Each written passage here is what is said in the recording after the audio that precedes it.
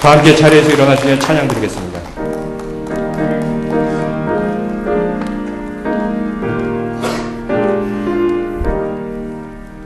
성부 성자와 성령 영원히 영광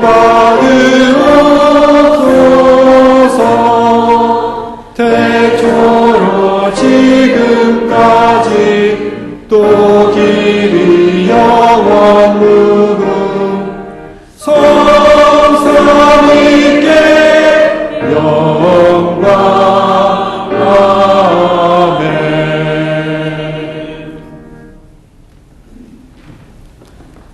평일 낮에 제가 교회 주차장 쪽을 이렇게 걷다 보면은 우리 교회 거의 2, 3분에 한 대씩 차가 들락날락 하게 됩니다.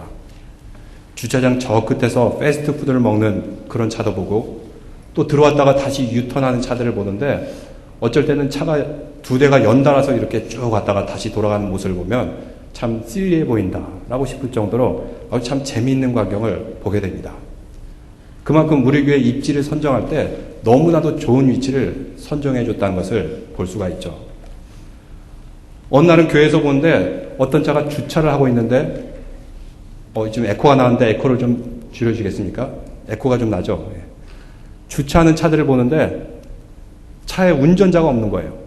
조수석에 사람이 타고 있고 뒷좌석에 사람이 있는데 운전자가 없어요. 근데 그 차가 저절로 알아서 주차장에 주차를 하는 그 놀라운 광경을 보게 되었습니다. 무슨 일인가 봤더니 그 차는 유명한 전기 회사의 그 차량인데 그 딜러가 그 고객에게 시범을 보여주기 위해서 우리 교회에 와가지고 주차하는 시범을 보여주는 그런 장면을 보게 되었습니다. 제가 참 촌놈이 다 된 것 같아요. 이렇게 이제는 무인 자동차 시대가 성큼 다가오게 되었습니다.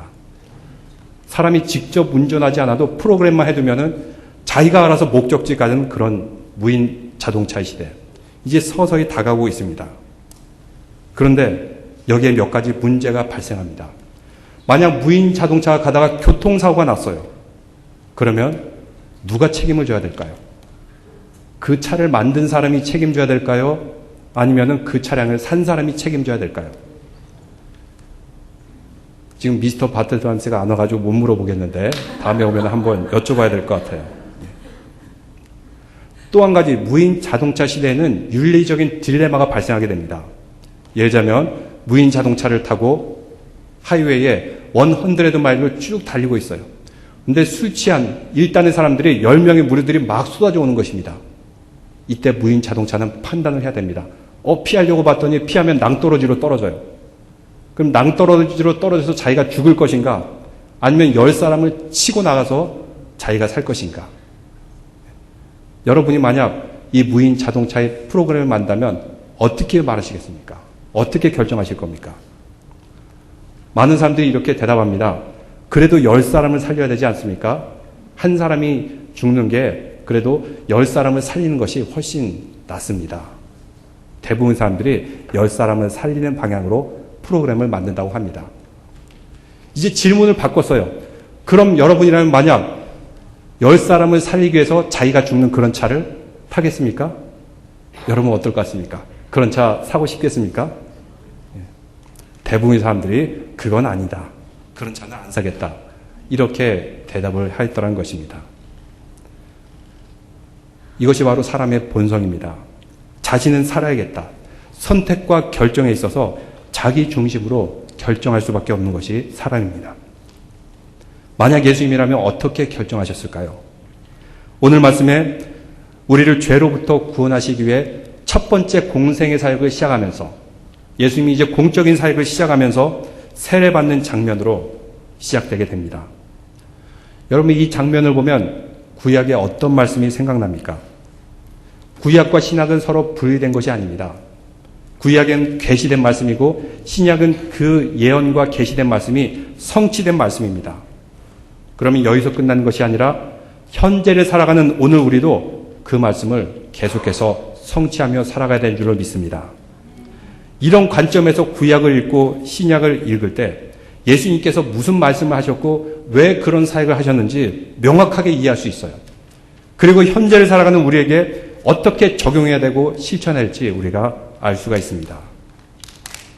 그래서 신약 성경을 읽을 때는 이 장면이 구약 성경과 어떤 관련이 있는가 병렬 구조로 놓고 바라보면은 오늘 우리에게도 주는 의미가 있습니다. 여러분, 오늘 말씀은 구약의 어떤 장면이 연상이 됩니까? 그것은 바로 이스라엘 백성들이 40년의 광야 생활을 마치고 이제 요단 서편으로 건너감에 있어서 요단강을 건널 때 그때의 장면이 연상되게 됩니다. 제사장들이 언약궤를 메고 이제 요단강을 건너가게 됩니다. 그때의 그 장면과 예수님이 세례의 사건의 장면은 바로 연상되는 선상에서 이해할 수가 있습니다. 제사장들이 무엇을 메고 갔죠? 언약궤를 메고 갔습니다. 그 언약궤 안에는 모세가 받은 10계명의 돌판이 들어있습니다. 그 맨 위에는 시온자가 있고 천사처럼 생긴 그 사람들이 양쪽으로 그 언약궤를 감싸고 있고 제사장들은 이 언약궤에다가 어린 양의 피를 잡아서 그 피를 언약궤 위에 뿌리게 됩니다. 제사를 지내는 거죠. 이스라엘의 죄를 사해달라고. 그리고 나서 그들은 이 언약궤를 메고 요단강을 건너게 됩니다. 바로 오늘 말씀에 예수님께서 대속의 죄를 위해서 십자가의 피를 흘리고 죽고 우리를 위해 구원해 주심을 오늘 말씀을 통해서는 계시하고 있습니다. 그래서 예수님 세례 사역은 구약의 요단강을 건넌 사건과 동일성사에서 이해하게 됩니다. 여러분 9절 말씀 다 같이 읽어보겠습니다. 9절 말씀. 그 무렵에 예수께서 갈릴리 나사렛으로부터 오셔서 요단강에서 요한에게 세례를 받으셨다. 여기서 요단강에서라는 그 원문의 뜻을 보면 몸 전체가 완전히 요단강 물에 푹 잠겼음을 의미합니다. 왜 푹 잠겼죠? 물속에 들어가서 완전히 죽었음을 의미합니다. 예수님께서 왜 이러한 완전한 죽음을 보이셨습니까? 거기에는 의미가 있습니다. 죄 없으신 예수님께서 사람의 몸이 되셔서 하늘 보좌를 버리고 이 땅에 종의 형체로 오셨음을 의미합니다. 예수님은 죄가 없으십니다. 그러나 인간의 모습으로 오셨습니다. 예수님께서는 우리의 죄를 사해주기 위해서 낮은 인간의 모습으로 오셨다는 것입니다. 제가 앞에서 제시한 그 자동차, 그 프로그램을 만들 때 다수를 살리기 위해서 자기가 희생하는 그 모습, 예수님이라면 어떻게 했을까요? 갑자기 10명이 쏟아져 들어옵니다. 근데 그 10명이 술 취한 사람일 수도 있고 아니면 나쁜 사람들일 수도 있어요. 그럼에도 불구하고 예수님께서는 무엇을 택했을까요?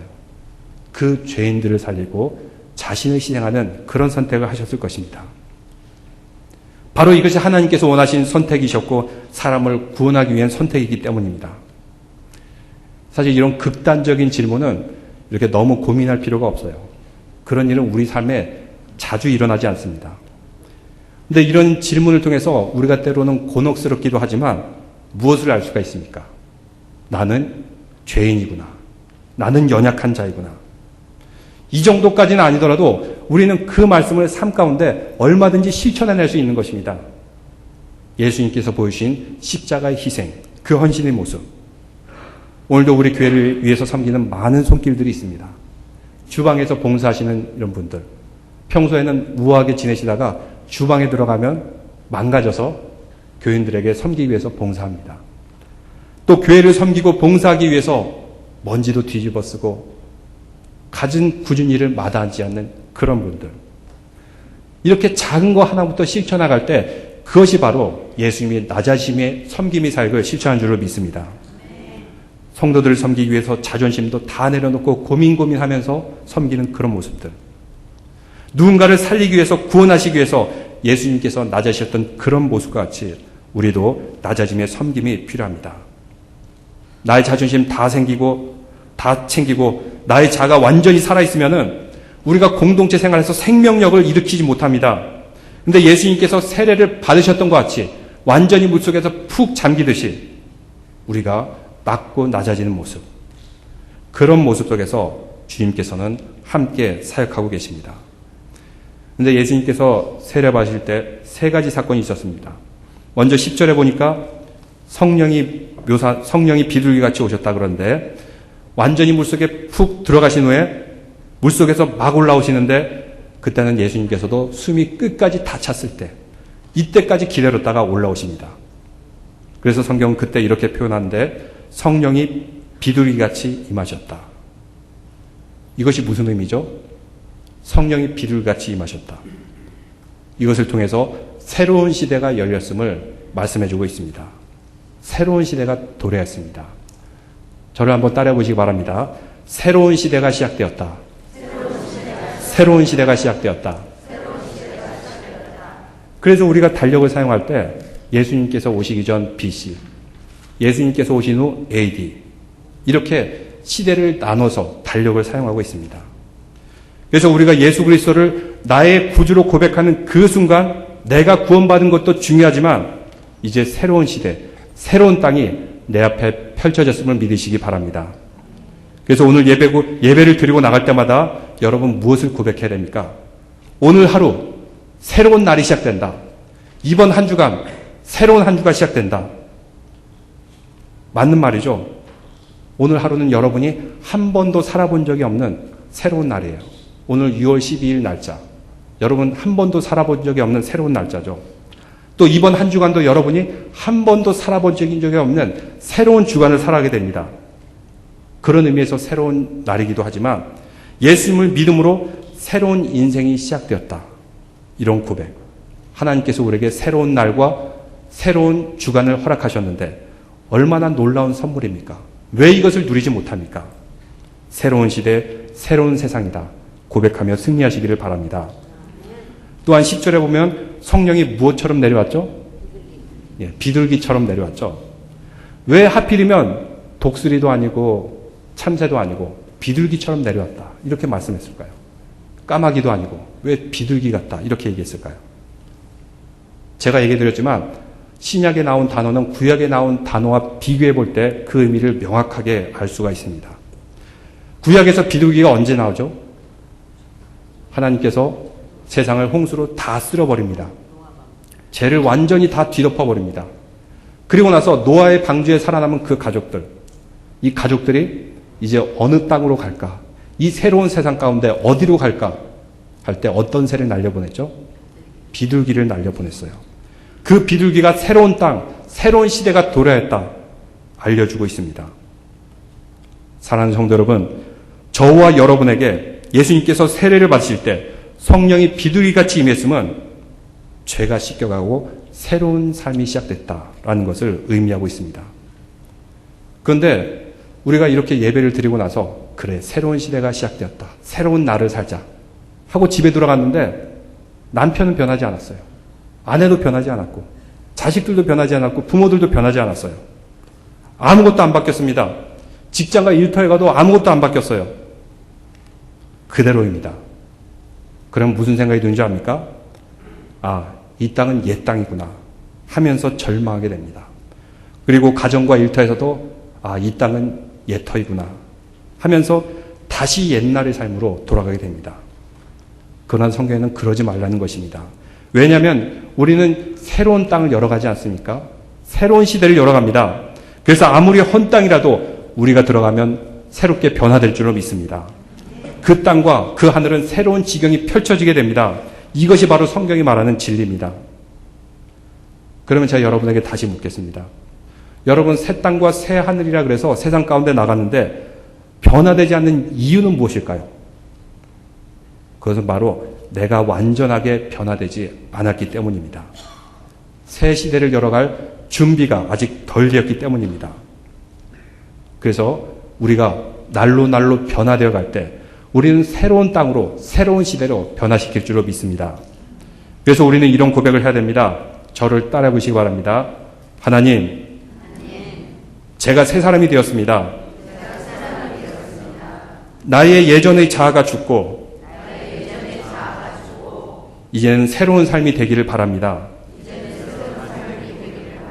그래서 우리는 날마다 새로운 삶을 열어가야 됩니다. 하나님께서는 우리가 이렇게 새로운 시대를 열어가기를 원하십니다. 예수 그리스도를 구주로 고백하는 믿음의 의미입니다. 예수님을 통해서 세례를 받고 또 새로운 땅을 만들고 하나님 나라가 임할 것이다. 오늘 말씀에서 보여주는데 그러자 11절에 이렇게 말하고 있습니다. 11절을 다 같이 읽어보겠습니다. 그리고 하늘로부터 소리가 났다. 너는 내 사랑하는 아들이다. 내가 너를 좋아한다. 이 원어의 의미가 뭐냐면 바로 너는 내 아들이다. 바로 너는 내 자녀이다. 하늘로부터 소리가 들려왔다는 것입니다. 그래서 우리가 예수 그리스도를 구주로 믿고 고백하게 되면 바로 내가 나의 사랑하는 자녀다. 이런 음성이 우리 삶 가운데 날마다 들려질 줄로 믿습니다. 여러분 살아가면서 자존감이 떨어지고 삶이 힘들고 병들지라도 세상이 여러분을 사랑하지 않는 것이 아닙니다. 여러분의 가치를 훼손시키는 일이 발생합니다. 그러더라도 하나님의 사랑이 결코 변화된 것은 아닙니다. 우리의 자존감과 가치가 훼손되는 순간 그때마다 무엇이라 고백해야 됩니까? 바로 하나님께서 너를 사랑한다. 이런 고백을 하셔야 됩니다. 이런 고백을 하게 되었을 때 하늘이 갈라졌다. 이렇게 표현하고 있습니다. 구약 성경에 보면 갈라지는 사건이 일어나는데 몇 가지가 있는데 이스라엘 백성들이 홍해를 들어갈 때 그 넓은 홍해가 갈라지게 됩니다. 그래서 그들은 구원을 받습니다. 또 그들이 광야 생활을 마치고 법궤를 들고 범람하는 요단강을 건널 때 요단강이 갈라지게 됩니다. 이 구약의 사건이 신약에서 어떻게 성취가 되었습니까? 예수님께서 세례를 받으실 때 하늘이 갈라졌다. 이렇게 말씀하고 있습니다. 그래서 다시 10절 말씀에 보면은 하늘이 갈라지고 성령이 비둘기같이 자기에게 내려오는 것을 보셨다. 물에서 올라올 때 숨이 찰 때까지 물속에 계시다가 이제 예수님께서 다시 새 생명을 얻고 부활의 생명으로 올라오셨을 때는 하늘이 갈라지는 현상이 일어났다는 것입니다. 그리고 이 말씀이 복음서 마지막에 언제 또 일어날까요? 예수님께서 십자가에 못 박혀 죽으시는 그 순간에 지성소는 아무나 들어갈 수도 없고 아무나 볼 수도 없습니다. 그 휘장이 위에서부터 아래까지 쫙 갈라진 사건. 예수님께서 십자가에 죽으실 때 갈라진 사건이 또 일어났습니다. 그래서 그전에는 하나님의 보좌 앞에 함부로 나가지 못했어요. 그렇지만 예수님의 십자가로 인해서 우리는 이제 담대하게 주님의 보좌 앞에 나갈 줄로 믿습니다. 그러면 이것이 바로 우리에게 어떤 의미가 있습니까? 예수님께서 세례를 받으시고 물속에 들어갔다 다시 올라오시고 성령의 음성이 들린 이 순간. 이것은 바로 우리도 또한 하나님의 백성으로서 새로운 삶을 열어가기 위해서는 그리고 이 세상을 살리기 위해서는 우리가 낮아져야 됨을 의미하고 있습니다. 나의 명예를 다 지키고 누군가를 살릴 수 없습니다. 완전히 내려놔야 됩니다. 나의 자아가 완전히 죽어야 됩니다. 그리고 우리가 하나님의 자녀가 되는 그 순간에 새로운 시대가 도래되었다 선포하시기를 바랍니다. 우리는 새로운 시대에 살고 있습니다. 여러분이 예수님을 믿었기 때문에 우리 안에 계시는 예수님이 함께 하심을 통해서 새로운 시대가 시작되게 됩니다. 성령께서 노아 방주의 비둘기같이 새로운 땅이 도래했음을 알려줍니다. 왜죠? 우리가 새로운 사람이 되었기 때문입니다. 그래서 도저히 건널 수 없는 그 강도 열리게 되고 하나님이 지성소까지 우리가 들어갈 수 있게 되었던 것입니다. 이것이 바로 예수님께서 세례받으신 의미입니다. 그 의미가 저와 여러분의 삶 속에 항상 이어지시기를 바랍니다. 근데 이렇게 새로운 시대를 열어가면서 제일 먼저 마주친 것이 있는데 그것이 무엇입니까? 광야의 시험입니다. 예수님께서 받으신 광야의 시험에 대해서 마가는 이렇게 시작합니다. 여러분 12절 말씀 다 같이 읽어보겠습니다. 그리고 곧 성령이 예수를 광야로 내보내셨다. 예수님을 광야로 내보내서 시험을 들게 한 게 마귀 사탄이 아니라 성령이다. 이렇게 말씀하고 있습니다. 그 주체가 성령입니다. 예수님께 성령이 임하셨습니다. 그 성령이 감동하여서 어디로 가야 되는지 알려주셨습니다. 그것은 바로 광야로 가라. 예수님께서는 그 말씀대로 순종하셨던 것입니다. 현재를 살아가는 우리도 성령이 임하시면 하나님께서 보내시는 곳이 있습니다. 그곳이 때로는 광야일 수가 있습니다. 오늘도 우리에게 성령께서 동일하게 감동해 주시고 계시해 주시는데 그때 우리에게 항상 인생의 광야 가운데 두 가지 선택, 두 가지 기로에 놓이게 됩니다. 하나는 성령께서 인도하시는 감동의 삶. 나는 이렇게 살아야지. 나는 누구를 이렇게 돌봐야지. 이렇게 감동을 주신다면 그것은 성령의 음성이에요. 또 다른 하나가 있는데 그것은 사탄이 인도하는 나의 본능과 충동의 길이 있습니다. 예수님 앞에도 이 두 가지 길이 놓여 있음을 성경에서는 말씀해주고 있습니다. 사탄이 말하는 시험의 길, 성령이 인도하시는 그 길. 여기서 중요한 것은 이런 두 가지 선택이 우리에게도 날마다 놓여 있습니다. 날마다 선택을 요구하고 있습니다. 여러분 이 사실에 민감하십니까? 우리가 예수 그리스도를 믿는다는 것은 성령의 인도하심, 감동하심, 그 길이 분명히 있고 알아차리는 것입니다. 이 두 가지는 명확히 구분이 되어 있어요. 근데 우리가 영적으로 민감하지 못하면 이런 길이 있는지 없는지 자체도 몰라요. 여러분 한 주간을 보내면서 어떻게 지냈습니까? 아무 고민도 없이, 아무 생각도 없이, 아무 기억도 없이 지냈습니까? 이렇게 아무 생각이 없이 지내게 되면은 계속해서 사탄이 만들어 놓은 길로 걸어갈 수밖에 없습니다. 근데 영적으로 민감해야 되면 우리는 성령께서 감동하여 주는 그 길로 걸어갈 수 있습니다. 이 선택을 통해서 매일매일 성령이 인도하시는 그 발걸음을 걷는데 처음에는 그 발걸음이 작아 보입니다. 근데 성령이 인도하는 길로 한 걸음 한 걸음 걸어나게 되면 나중에는 엄청난 차이가 납니다. 두 사람이 걷는데 처음에는 각도가 조금만 삐뚤어져도 1km만 서로 걸어가면 나중에는 두 사람의 거리 차이가 굉장히 많이 나게 됩니다. 그래서 우리가 예수 그리스도의 길을 1년, 5년, 10년, 20년, 30년 이렇게 계속 살아가는 사람은 그냥 사탄이 인도했던 길을 살아가는 사람과 나중에 인생에 엄청난 차이를 보이게 됩니다. 그러면 성령께서 인도하고 감동하고 계셨던 장소가 오늘 어디라고 말하고 있죠? 광야라고 말해요. 예수님께서 선택하신 상황과 환경입니다. 우리의 인생도 광야와 같을 때가 있습니다. 그 광야는 어떤 곳입니까? 13절에 나오지만 들짐승들이 있다라고 하는데 이 들짐승들은 들개에서부터 사자에서부터 곰까지 수많은 짐승들이 있어요. 오늘날에는 사자가 멸종돼서 아프리카 일부 지역에 멸종 위기로 남아있지만 옛날에는 사자가 굉장히 멀리 퍼져 있었습니다. 이스라엘 지역에서부터 곳곳에 아시아 지역까지 사자가 있었어요. 예수님이 갔던 그 광야는 밤이면 들짐승들이 우러대고 어느 순간 달려서 예수님을 찢을 수 있는 그런 위험한 동물들이 많이 있었습니다. 근데 그 광야에서 우리는 배워야 될 게 있습니다. 먼저 첫째는 홀로 서기입니다. 그리고 둘째는 그 광야의 결핍을 통해서 온전히 하나님만이 만나는 것입니다. 이런 광야를 만나면 우리가 어떻게 변화될까요? 나의 모든 허위와 위선이 다 벗어지게 됩니다. 광야에서 홀로 위선한 사람이 있을까요? 이 광야를 만나면 나의 영적인 민낯을 만나게 됩니다. 민낯이 뭐예요? 위장하지 않는 그런 얼굴입니다. 가식이 없는 모습, 꾸미지 않는 모습, 그대로 드러나게 됩니다. 그런데 광야에 들어가게 되면 숨길 수 없어서 또한 하나님 앞에 진실의 순간, the moment of truth, 하나님 앞에서 만나게 됩니다. 나의 실체와 영적인 민낯을 그대로 드러나는 상황. 그래서 때로는 우리가 광야에 들어갈 필요가 있어요.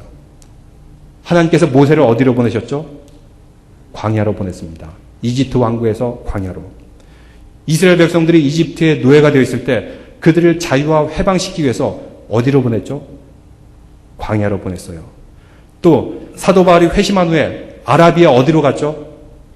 광야로 들어가게 됩니다. 하나님의 백성은 광야로 인도합니다. 이 광야에서 일어난 사건이 있습니다. 그 기간 동안 40일 동안 금식하면서 고난과 시련과 인내를 거쳐서 온전히 성숙해지는 시간을 갖게 됩니다. 이때 시험을 받으면서 온갖 시험과 유혹이 들끓는 그런 장소. 예수님께서 당하신 시험이 오늘 읽은 마가복음에는 나오지 않지만 마태복음과 누가복음에는 자세히 나오고 있습니다. 근데 그 시험이 오늘날을 살아가는 우리에게도 뭔가 메시지를 주고 있어요. 첫 번째 시험이 무엇입니까? 돌로 떡을 만들어라. 돌로 떡을 만들어라. 예수님이 40일 동안 굶었는데 가장 급한 것이 무엇이었죠? 배고픈 거죠. 배고픈 것이었습니다. 사탄은 우리에게 항상 이렇게 유혹합니다. 급한 것부터 먼저 해라. 급한 것부터 먼저 하면 어떻게 될까요? 중요한 것 다 놓쳐버리게 됩니다. 나중에 인생을 지나고 났더니 중요한 것들을 못했네. 후회 많이 남습니다. 바로 사탄이 노린 게 급한 것을 통해서 우리의 인생을 교란시키는 겁니다. 성공한 사람들이 7가지 습관이라는 책에도 보면은 급한 것이 아니라 중요한 것을 먼저 하라. 이렇게 스티븐 코비가 얘기하고 있죠. 사탄이 우리에게 주는 시험입니다. 급한 불부터 빨리 꺼라. 그런데 급한 것은 우리 인생에서 사라지지 않습니다. 이것을 해결하면 또 다른 급한 것이 있고 또 다른 급한 것이 있고. 왜 그럴까요? 우리의 우선순위가 틀리기 때문입니다. 예수님께서는 무엇을 하셨습니까? 급한 것보다 중요한 것이 있다. 그래서 사람이 떡으로만 사는 것이 아니요. 물론 떡이 있어야 된다. 중요하다고 말씀하세요. 그런데 그것보다 더 중요한 것은 하나님의 말씀으로 사는 것이니라. 하나님의 말씀, 하나님의 나라와 그 의. 이것을 중요하게 생각하십니다. 급한 것부터 먼저 하는 사람이 특징이 있습니다. 수단과 방법을 가리지 않아요. 어떻게든 수단과 방법을 가리지 않고 목적만 성취하려고 합니다. 떡을 만들 때는 뭘로 만들어야 됩니까? 예수님께서 돌을 가지고 떡을 만드신 적이 있습니까? 아니요. 예수님께서는 보리떡을 가지고 5,000명을 먹인 적은 있어도 돌을 가지고 떡을 만들지 않습니다. 근데 사탄은 너희 능력을 가지고 아무거나 떡을 만들어라. 수단과 방법을 가리지 말라고 말합니다. 두 번째 시험도 비슷합니다. 높은 곳에서 뛰어내려라. 그러면 천사가 너를 지켜줄 것이다. 이 얼마나 놀라운 기적이에요. 놀랍고 신기한 것. 인기와 명예를 가지고 사역하거라. 이것이 바로 사탄이 주는 유혹이죠. 근데 예수님께서는 그렇지 않으셨습니다.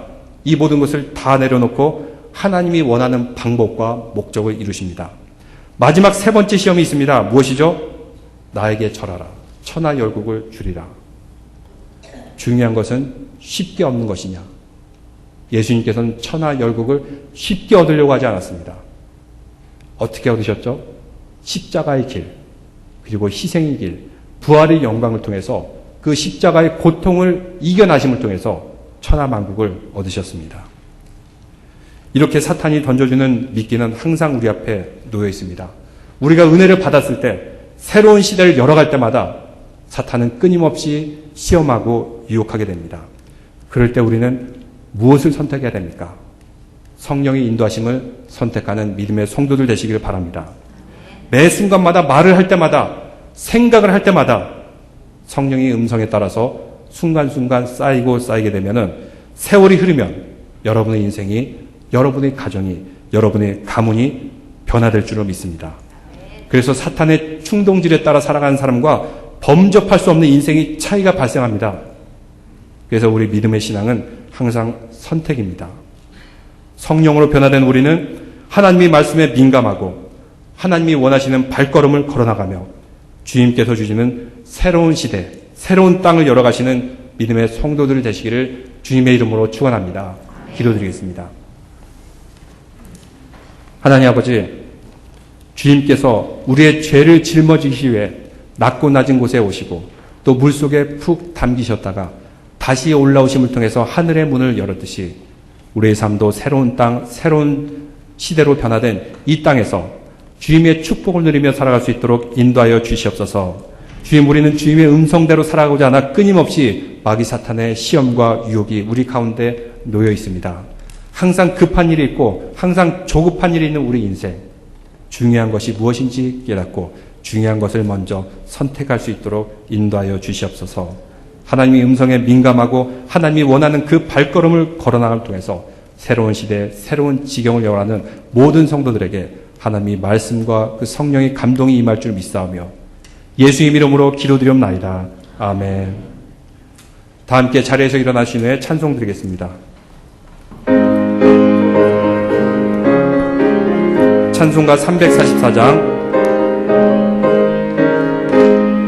이 눈에 아무 증거 아니 되어도 믿음만을 가지고서는 믿으며 이 귀에 아무 소리 아니 들려도 하나님의 약속 위에 서리라.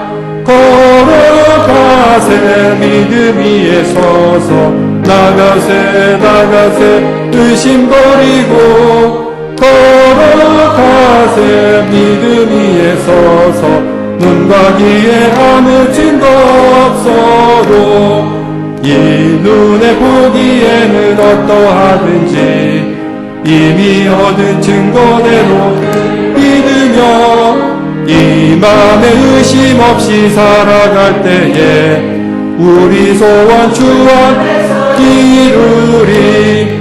걸어가세 믿음 위에 서서 나가세 의심 버리고 걸어가세 믿음 위에 서서 눈 가기에 아무 증거 없어. 마지막 절 박수 치면서 드리겠습니다. 거룩함을 두고 맹세한 주 하나님 아버지는 참 미쁘다.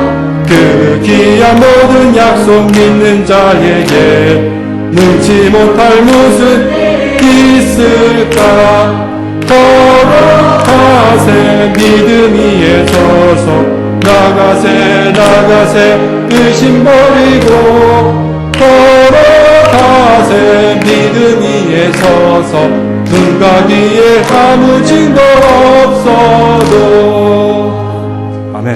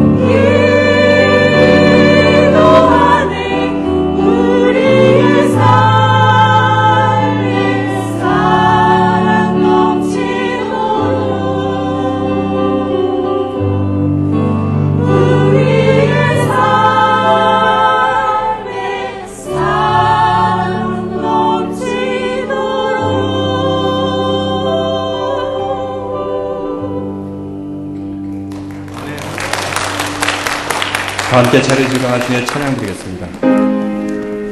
만복의 근원 하나님 온 백성 찬송 드리고 저 천사여 찬송하세 찬송 성부 성자 성령 아멘. 기도드리겠습니다.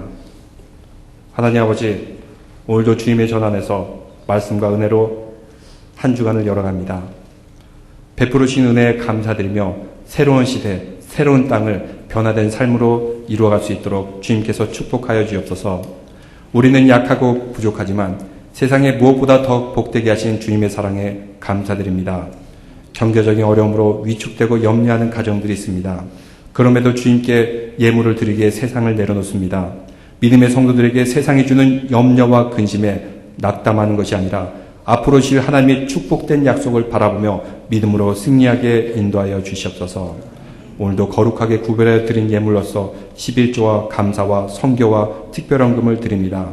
이 예물을 준비하게 흘린 우리의 땀과 눈물과 몸을 모두 주님께 연락할 줄로 믿사오며 바쳐진 손길들을 기억하시어 그 한 가정마다 주님의 생명력이 더욱더 넘치게 하여 주옵시고 물질에 대한 청지기 사명을 잘 감당케 하여 복된 삶이 되게 하옵소서. 예수 그리스도의 이름으로 기도드리옵나이다. 아멘. 다 함께 자리에 앉으시겠습니다.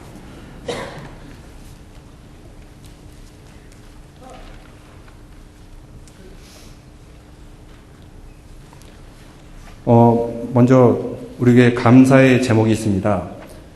어제 제가 카톡으로 쭉 받았는데요. 우리 교회에서 아틀란타에서 있는 동남부 체육대회에 나가서 아주 많은 상을 땄습니다.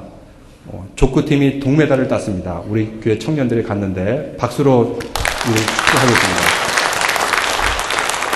이렇게 소그룹을 보면은 잘 되는 소그룹의 특징이 있어요. 처음에 시작할 때 감사의 제목을 나누면서 시작하는데 조금만 감사한 일이 있어도 박수 치면서 기뻐하면서 이렇게 시작하는 그런 소그룹이 있어요. 근데 이런 소그룹들을 잘 보게 되면은 점점점 서로 기쁨과 감사가 넘쳐나게 돼요. 서로의 기도의 제목도 이루어지고 우리가 함께 기뻐하고 감사하는 가운데 주님의 축복된 약속이 있을 줄로 믿습니다.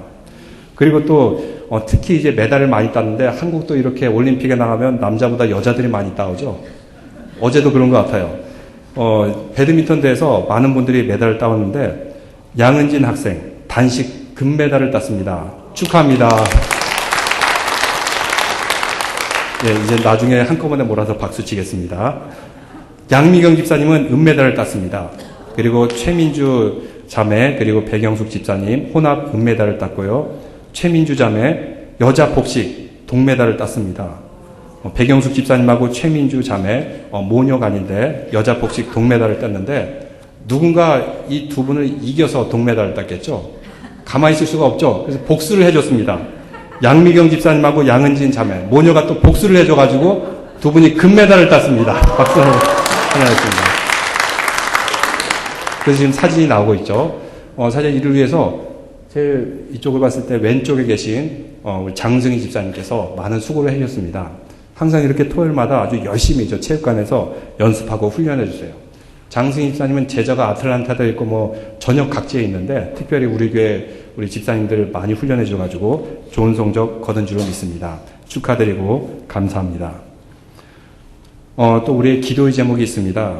박현 장로님, 이재순 권사님의 둘째 딸 되는 세라 자매가 있는데 이 세라 자매가 이제 큰 수술을 받게 됩니다. 신경하고 뇌하고 하는 아주 큰 수술인데 여기 시간으로 화요일 날 오전 11시경에 LA 쪽에 있는 파사데나에서 수술을 받게 됩니다. 그 시간에 모두가 함께 기도해 주시기 바랍니다.